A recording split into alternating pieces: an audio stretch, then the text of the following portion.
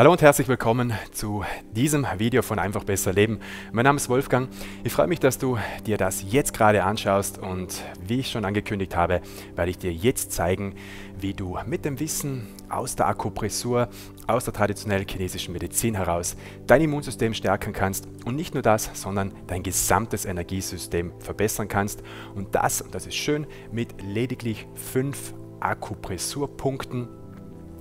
Die werde ich dir jetzt gleich zeigen und ich werde dir auch erklären, warum das Ganze funktioniert.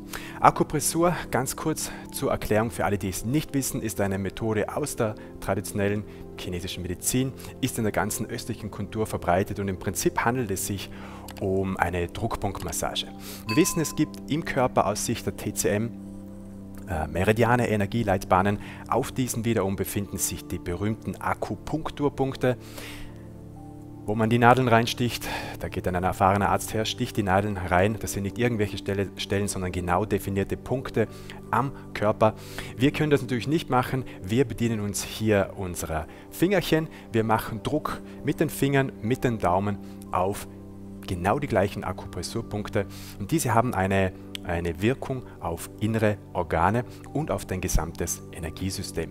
Es gibt verschiedene Möglichkeiten, Akupressurpunkte zu stimulieren. Ich werde dir bei den verschiedenen Punkten auch ein bisschen eine Variation geben, damit du verschiedene Methoden kennenlernst, wie man das Ganze, wie man solche Punkte einfach stimulieren kann.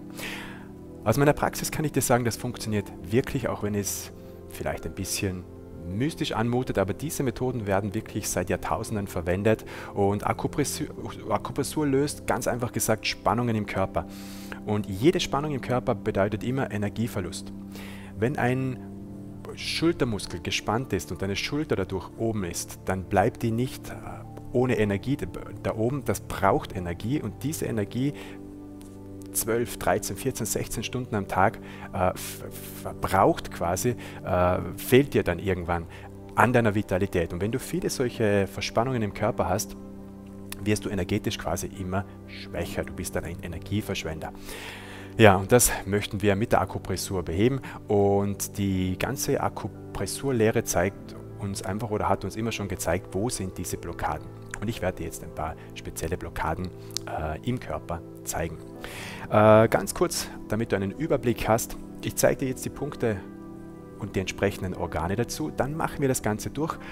Und für alle, die sich denken, oh Gott, der quatscht schon wieder so viel, ich möchte immer Informationen rüberbringen, ich möchte immer, dass ihr das Ganze versteht, dass ihr wirklich motiviert seid und dazu muss einfach auch der Geist dabei sein, das weiß man.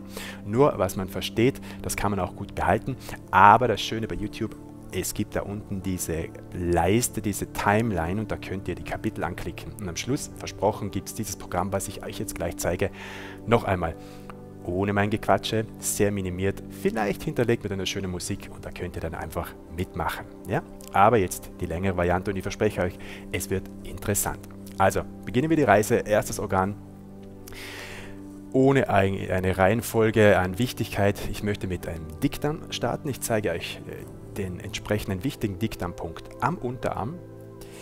Dann geht es weiter zu einem ganz wichtigen Organ, der Lunge. Ich zeige euch die Lungenpunkte in diesem Areal. Dann gehen wir weiter zu einem weiteren Punkt der Atmung, denn die Atmung ist ganz, ganz essentiell. Das habe ich schon oft in anderen Videos gesagt, für unsere Energie und für unser ganzes Immunsystem. Ein Punkt in der Mitte des Brustbeins. Dann wandern wir nach hinten zum Körper, dahin, wo aus Sicht der ganzen östlichen Gesundheitslehre unsere Lebensenergie sitzt, nämlich in den Nieren. Da lege ich gerade meine Hände drauf, da gibt es einen wunderbaren Punkt. Und zum Schluss, für all jene, die mich schon durch Qigong kennen, die kennen auch die Energiebereiche im Körper, das wichtige Unterbauchzentrum, das sogenannte Dantian, ein ebenfalls wichtiger Akupunkturpunkt unterhalb vom Bauchnabel, das wird dann unser 5. Punkt sein. Also ihr seht, so bewegen wir uns ein bisschen um den Körper herum und ihr werdet diese Stellen ganz einfach euch merken können, ihr werdet sie spüren und bevor wir anfangen, versuch jetzt kurz eine Bestandsaufnahme zu machen. Spür dich in deinen Körper, gerne mit geschlossenen Augen und beobachte, wie du dich jetzt fühlst. Wie fühlst du dich körperlich? Gibt es Verspannungen? Gibt es irgendwo Schmerzen? Wie würdest du deinen Energielevel bezeichnen? Vielleicht auf einer Skala von 0 bis 10. 0 ist ganz, ganz, ganz wenig Energie und 10 ist der Zustand zum Bäume ausreißen. Okay. Wie fühlst du dich emotional? Und dann öffne deine Augen und wir beginnen mit der Suche nach den Akupressurpunkten. Wir starten mit dem Dickdarm am Unterarm. Mach bitte gleich mit, das ist zum Mitmachen gedacht. Und wie gesagt, am Schluss die kurze Variante. Ich nehme meinen linken Arm, beuge ihn im Ellbogengelenk, lege die Hand gemütlich hierher. Was übrigens genial ist, dann halten wir gleich den zweiten Akupressurpunkt, aber dazu später. Hier entsteht in der Ellbeuge eine Falte. Am Ende der Falte drückst du einmal probehalber mit deinem Zeigefinger in die Tiefe und du spürst, das Gewebe ist relativ, da kommt man leicht in die Tiefe und dann entsteht ein Widerstand, dann bist du auf dem Muskel. Das spürst du auch jetzt, der Zeigefinger ist viel zu schwach für die meisten Akupressurpunkte, deshalb ist es hier effektiver, entweder mit dem Daumen zu arbeiten oder, wenn sich das ausgeht, mit dem Mittelfinger. Ja, du kannst nun hier in die Tiefe drücken. Die erste Methode, meine Lieblingsmethode, wie ich Akupressurpunkte bearbeite, durch Halten des Druckers. Vorteil dieser Methode, du spürst, wenn sich das Gewebe unter deinen Fingern entspannt. Ja, also wir halten hier diesen Akupressurpunkt, ich zeige ihn hier nochmal, am Ende der Falte in die Tiefe gedrückt. Wenn ich dir jetzt beschreibe, wie es sich anfühlt, dann könnte ich sagen, ich spüre einen leichten Schmerz, ein leichtes Ziehen, vor allem wenn ich hier in der Tiefe noch versuche, etwas in verschiedene Richtungen zu drücken. Ja? Also ein bisschen mehr so oder in diese Richtung. Ja? So wie wenn du dir einen Kompass vorstellst und du arbeitest dich jetzt in alle Himmelsrichtungen vor. Und eine Seite meistens ist die schlimmste und das ist die interessanteste. Bleib an diesem Punkt. Ungefähr. Ich zähle nie Sekunden, obwohl man immer wieder sagt 30 bis 45 Sekunden halten. Ich konzentriere mich lieber auf die Atmung. Atme ein, atme aus. 5 bis 7 Atemzüge. Halt diesen Punkt gedrückt. Okay, lösen wir kurz. Wenn es anstrengend ist am Anfang, ist ganz normal. Kurzer Vergleich mit links und rechts. Dann den rechten Arm anwinkeln, wieder optisch, visuell diese Linie suchen. Hier musst du etwas anwinkeln, du siehst hier diese Falte, am Ende der Falte in die Tiefe gehen, den Arm etwas öffnen, dann kommst du besser in die Tiefe. Dann nehme ich wieder den Mittelfinger, weil er stärker ist und gehe in die Tiefe. Such jetzt einfach in alle Richtungen durch. Du bist quasi grob in der Nähe und suchst jetzt diesen Punkt. Halt diesen Punkt, gedrückt. Ich spüre jetzt an diesem Arm mehr Spannung, spüre ein Ziehen. Eine weitere angenehme Möglichkeit ist, während du hältst und atmest, dass du den Arm etwas bewegst. Wenn du nun unter deinem Finger diese Bewegung spürst, bist du genau auf dem sogenannten Dickdarm-11-Punkt, der 11. Punkt des Dickdarm-Meridians. Das müssen wir uns nicht wissen. Ich bezeichne das immer als Dickdarm-Immunpunkt. Ein allgemein stärkender Punkt, nicht nur fürs Immunsystem, sondern für deine gesamte Vitalität. Also den Punkt kannst du auch deinen Freunden, Verwandten, Bekannten empfehlen, wenn sie einmal so ein bisschen down sind, keine Energie haben. Der wirkt nicht nur aufs Immunsystem, sondern allgemein stärkend. Dann lösen wir. Das waren die Dickdarmpunkte. Das zum Mitmachen ist, machen wir immer beide Punkte. Nun zu den Lungenpunkten. Diese befinden sich, wenn du das Schlüsselbein suchst, hier diesen Knochen, diesen querliegenden Knochen, der so lang ist, dann bring deine Finger zusammen, such die Mitte, rutsch hier etwas nach unten und such dich hier in diesem Areal ein bisschen durch. Du suchst hier einen empfindlichen Punkt. Links habe ich ihn gefunden, rechts suche ich noch ein bisschen und finde hier 2 Stellen, die sich leicht empfindlich anfühlen. Das sind die sogenannten Alarmpunkte der Lunge. Alarmpunkte deshalb, wenn der Arzt diesen Punkt drückt und er ist empfindlich, dann kann er davon ausgehen, dass du gerade mit einem Infekt kämpfst, dass deine Lunge sich irgendwas eingefangen hat, das vielleicht noch nicht zum Ausbruch gekommen ist, aber auf jeden Fall hast du quasi Spannung in deinem Lungenbereich. Die Lungenenergie zirkuliert nicht frei. Und ja, wieso nicht einfach präventiv diesen Punkt schon bearbeiten? Du kannst den jetzt so halten, wenn das irgendwie unbequem ist. Zweite Möglichkeit, du hältst die Punkte so. Dritte Möglichkeit, du machst es dir bequem, arbeitest dich über eine Seite, machst eine Seite zuerst und dann die zweite Seite. Okay? Ich halte die Punkte jetzt so wie zu Beginn. Und du spürst, im Gegensatz zum ersten Punkt ist hier wenig Gewebe, also hier können wir nicht in der Tiefe drücken, du spürst hier die Rippen und folglich ist auch der Druck immer anders. Und das soll auch die Frage gleich vorwegnehmen, wie stark soll man drücken? Das kann man nicht grundsätzlich sagen, weil an einer Körperstelle ist mehr Gewebe offensichtlich als an der anderen. Und die Druckstärke richtet sich immer nach deinem Wohlgefühl. Ich versuche immer so diesen berühmten Wohlfühlschmerz zu erzeugen. Ja?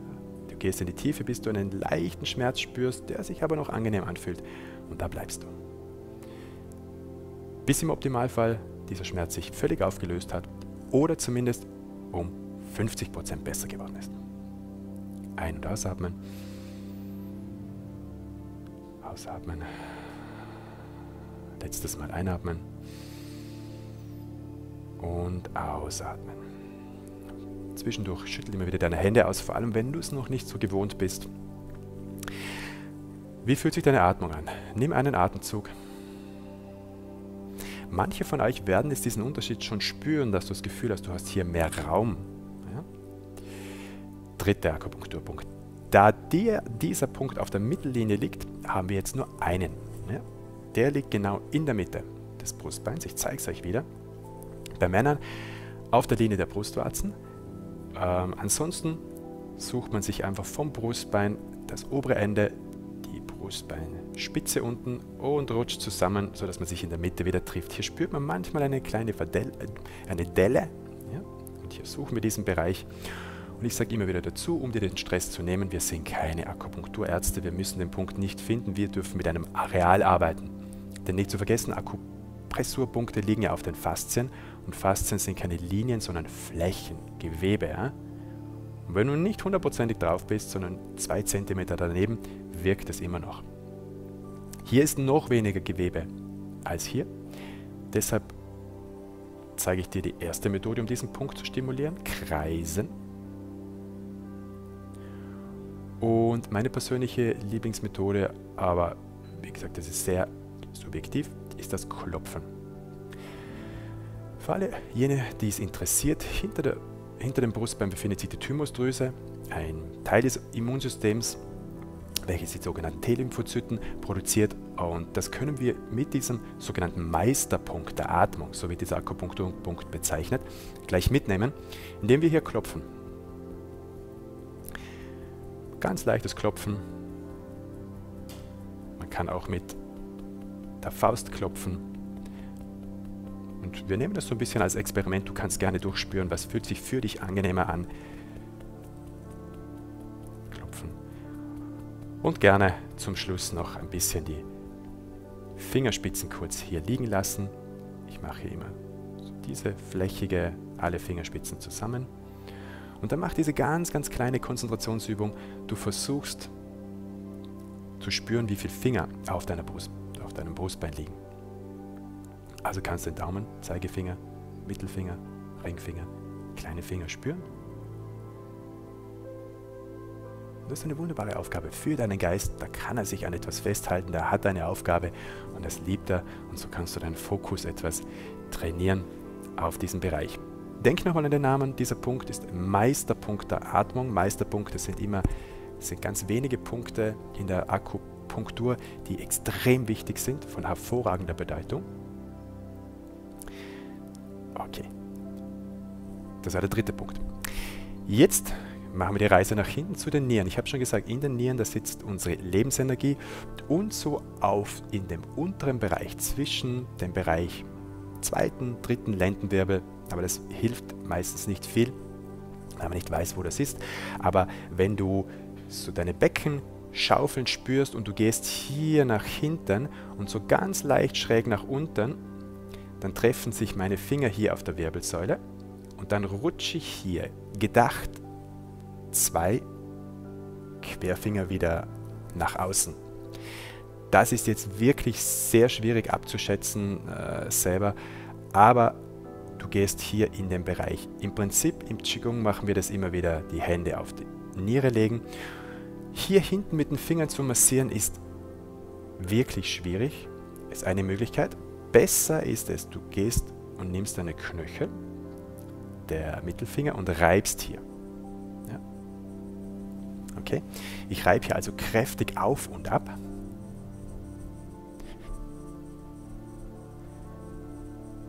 Dann, zweite Möglichkeit, wenn sich das für dich nicht so angenehm anfühlt, ich möchte verschiedene Möglichkeiten anbieten, dann geh doch her und kreis hier mit den Handflächen.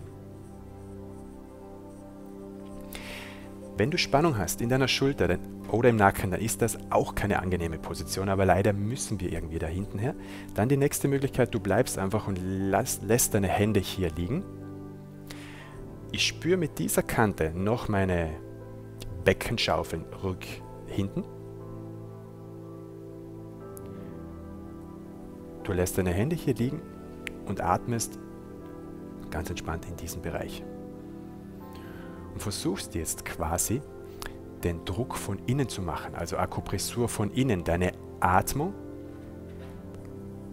die Atembewegung, ausgelöst durch das Zwerchfell, drückt von innen gegen deine Hände. Die Hände, die drücken da, die halten dagegen und du mit deinem intraabdominellen Druck, wie man das sagt, der Druck im Bauch, den wir aufbauen, über das Zwerchfell, drückt gegen die Punkte. Und hier kann man vielleicht eher von einem Areal, von einer Zone reden, als von Punkten. Wie gesagt, wir machen keine Akupunktur, wir machen Akupressur. Und zwar nur für uns selber. Vielleicht spürst du, dass da hinten warm wird. Und wenn du jetzt das Gefühl hast, hier hinten, das fühlt sich gerade so unglaublich angenehm an, dann kannst du davon ausgehen, dass deine Nieren nach Energie und Aufmerksamkeit lechzen. Und dann gönn dir das doch auch, dass du hier wirklich 2, 3, 4, 5 Minuten, 10 Minuten die Hände liegen lässt, deine Schultern entspannst, bis du das Gefühl hast, manchmal fängt es an richtig zu pulsieren, die Durchblutung entwickelt sich so richtig gut. Ja. Und es ist eine unglaublich entspannende Übung, wenn du ein bisschen länger hier bleibst. Denn, nicht zu vergessen, da hinten oben auf der Niere sitzen die Nebennieren und die produzieren Adrenalin, Cortisol und solche wunderschönen Stresshormone. Und bei vielen von uns sind diese Stresshormone quasi Dauergäste im Strom des Blutes. Die zirkulieren permanent, weil wir permanent gestresst sind. Das erschöpft auch die Nebenniere, bringt sie in Spannung. Und diese Übung da hinten ist für mich eine der wichtigsten Anti-Stress-Übungen. Und Stress, hier mache ich wieder den Link zum Immunsystem. Stress ist einer der Immunsystem-Killer schlechthin. Stress supprimiert dein Immunsystem, fährt es wirklich nach unten, belastet es massiv. Und alles, was Stress löst im Körper, ist genial fürs Immunsystem. Und Stress lösen ist für mich mehr als nur eine Floskel, mehr als nur eine mentale, akrobatische Übung, sondern wirklich, das gehört auch auf körperlicher, wenn nicht sogar organischer Ebene gelöst. Okay, jetzt gehen wir nach vor, das war der 4. Punkt hinten. Wen es interessiert, Blase 23, aber das schreibe ich euch alles noch unten in die Beschreibung, wenn ihr da ein bisschen nachlesen möchtet. Und zum Schluss in unser anatomisches Zentrum, in unser energetisches Zentrum unterhalb des Bauchnabels. Der Bauchnabel, 3 Querfinger drunter. Wichtig, deine Querfinger. Es geht immer um dein individuelles Maß. Am Ende drückst du bist dann ungefähr zwischen Bauchnabel und Schambein. Wieder verschiedene Möglichkeiten.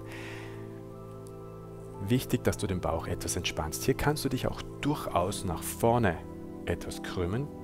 Ja? Du drückst die Finger in die Tiefe, legst die zweite Hand drauf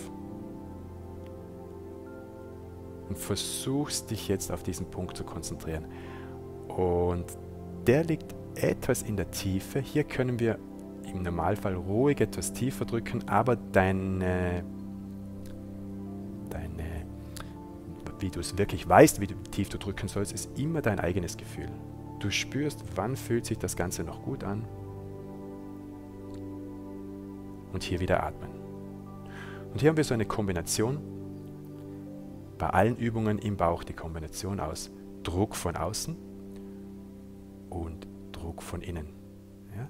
Ich stelle mir gern diesen Punkt wirklich bildlich vor, bringe meinen Geist dahin und spüre, wie die Finger halten. Und von innen entsteht bei jedem Einatmen Druck, löst sich beim Ausatmen. Und dieses Akupressurprogramm beruht auch zum großen Teil, davon haben wir gar nicht geredet, auf der Atmung. Das heißt, wir atmen die ganze Zeit. Währenddessen, ich bitte euch immer wieder, atme ein, atme aus, in den Bauch ein und aus. Denn die Atmung ist neben der Ernährung eine unserer wichtigen Energiequellen und die nehmen wir hier natürlich mit. Okay. Noch zweimal bewusst ein- und ausatmen. Perfekt. Dann ganz kurzes Nachspüren. Wie fühlst du dich körperlich? Das Immunsystem zu beurteilen ist schwierig, aber dein Energielevel könntest du beurteilen. Wie wohl fühlst du dich in deiner Haut? Wie fühlst du dich emotional? Okay. Super. Ich hoffe, dir geht es besser. Ganz kurze Wiederholung und dann mache ich das Programm noch einmal durch und bin leise. Okay, damit du es genießen kannst. Erster Punkt am Ellbogen. Du drückst hier hinein. Dickdarm 11. Wie gesagt, wir werden euch diese Punkte auch noch unten verlinken, wenn es genauer interessiert.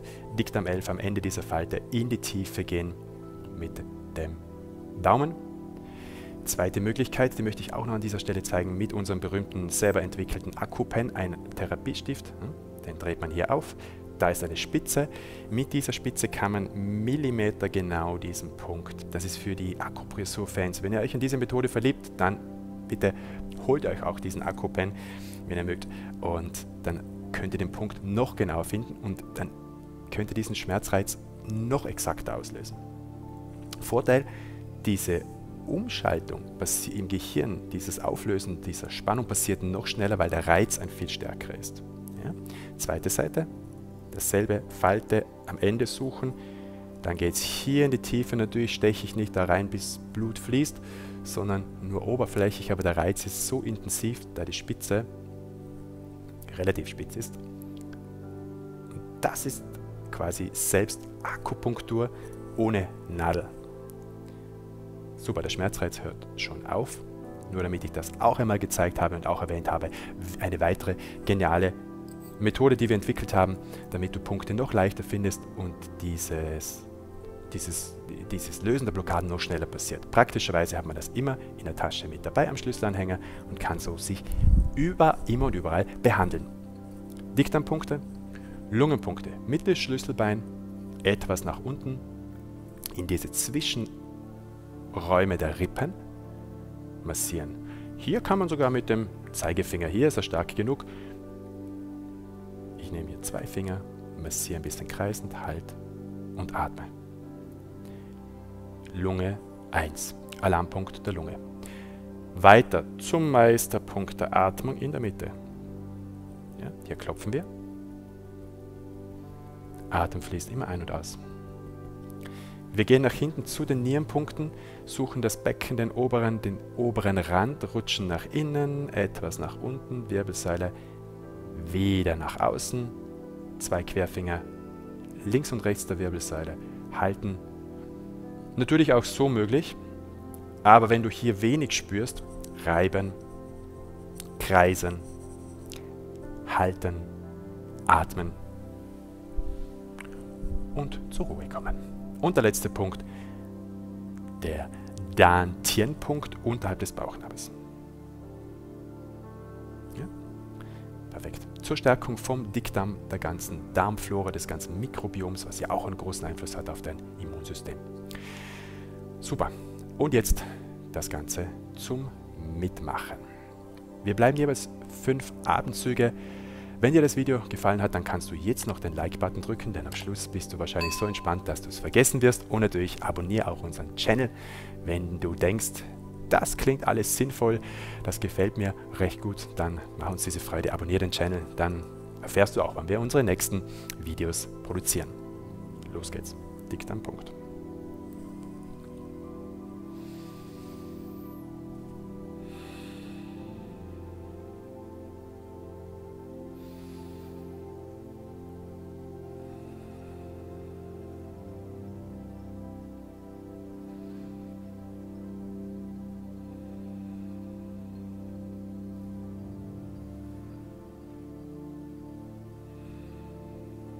Atme ganz bewusst ein und aus. Wechsel nach 5 Atemzügen die Seite. Drück den Punkt mit deinem Daumen oder deinem Mittelfinger.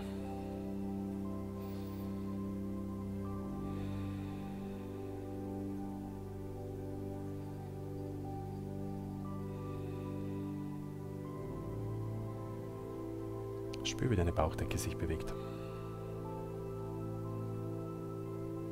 Wie sich der Muskel unter deinem Daumen entspannt.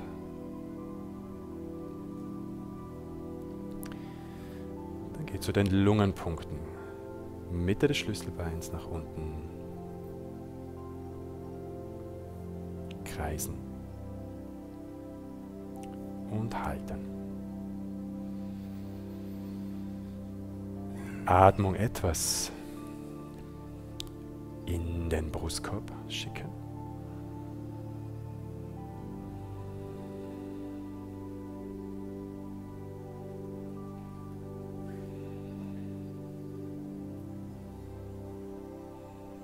Letzten Atemzug.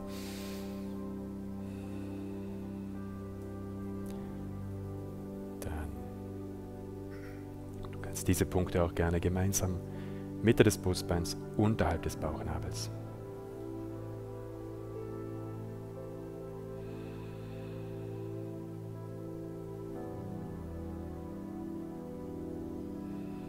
Atme in den Bauch und in den Brustkorb.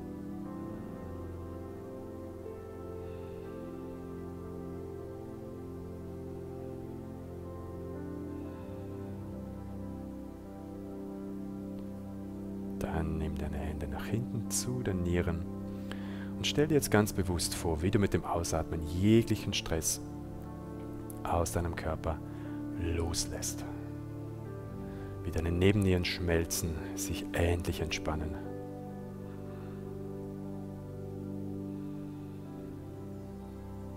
Heb deine Mundwinkel, lass ein Lächeln entstehen und bring so ein paar Glückshormone in den Körper, Serotonin als Gegenspieler für Adrenalin.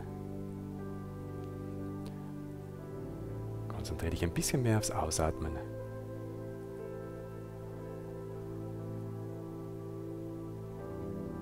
Und gerne kannst du hier auch etwas bleiben. Und dann geh wieder zurück zur Mitte. Oder bleib noch ein bisschen, wenn du möchtest. Das waren jetzt nur ganz wenige Minuten, das war jetzt ein kurzes Programm. Du kannst das unten über die Kapitelauswahl immer wieder aussuchen. Meine Empfehlung ist das, auf jeden Fall in der kalten Jahreszeit und schon vorher im sogenannten Spätsommer zu beginnen, dieses Programm einmal zu machen. Wenn du weißt, du hast ein schwaches Immunsystem, was du daran erkennst, dass du immer wieder Infekte hast, immer wieder krank bist und so weiter, dann mach das Programm auch gerne zweimal täglich. Ja? Wenn sich das, was ich selber ganz gerne mache, ich mache dieses Programm einmal durch, es fühlt sich gut an und dann mache ich es noch eine Runde durch, weil ich einfach noch tiefer in diese Entspannung hineinkommen möchte. Das ist auch möglich. Also man kann das Programm fast nicht zu oft machen, denn irgendwie hat man dann irgendwann auch keine Lust mehr und also zu oft kann man es nicht machen. Einmal täglich, bei Bedarf auch gerne morgens und abends, dann hast du wieder immer diese 12 Stunden Aktivierung. Das ist natürlich noch wirkungsvoller als nur alle 24 Stunden. Ja, ich hoffe, das Video hat dir gefallen. Wenn es so ist, dann vergiss nicht, teile es mit jemandem. Jeder kann das brauchen. Gerade in diesen Zeiten, Immunsystem stärken ist so extrem extrem wichtig. Und ja, hinterlass mir deine Kommentare, wenn du Fragen hast, dann schreib die unten rein. Ich freue mich immer wieder und auch Anregungen für kommende Videos. Wir gehen da immer wieder gerne auf euch ein. In diesem Sinne wünsche ich dir viel Gesundheit, alles Gute und ich freue mich, bis wir uns das nächste Mal sehen. Bis dann.